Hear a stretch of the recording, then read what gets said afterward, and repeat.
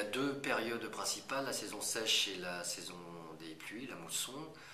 Les deux sont très intéressantes. La saison sèche permet d'accéder à des régions qui sont beaucoup plus difficiles lorsqu'il pleut.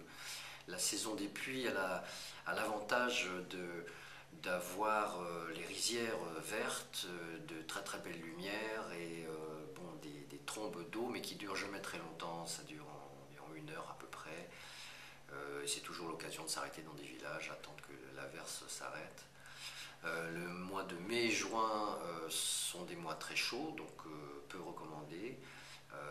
Et octobre, septembre, il y a trop de pluie pendant la journée, non plus pas recommandé. Mais autrement, tout le reste de l'année, ce sont des mois, de beaux mois pour visiter.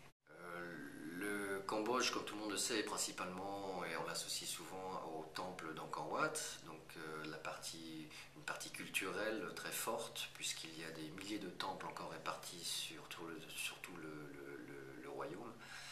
Mais c'est également une faune et une flore particulière, notamment dans les montagnes, des koulènes, des cardamums ou même du Mondulkiri. C'est aussi le Mekong qui est un axe très important avec tout cet écosystème particulier. C'est un littoral puisqu'il y a le golfe de Siam et des îles reculées, des îles désertes, inexploitées qui sont intéressantes à découvrir.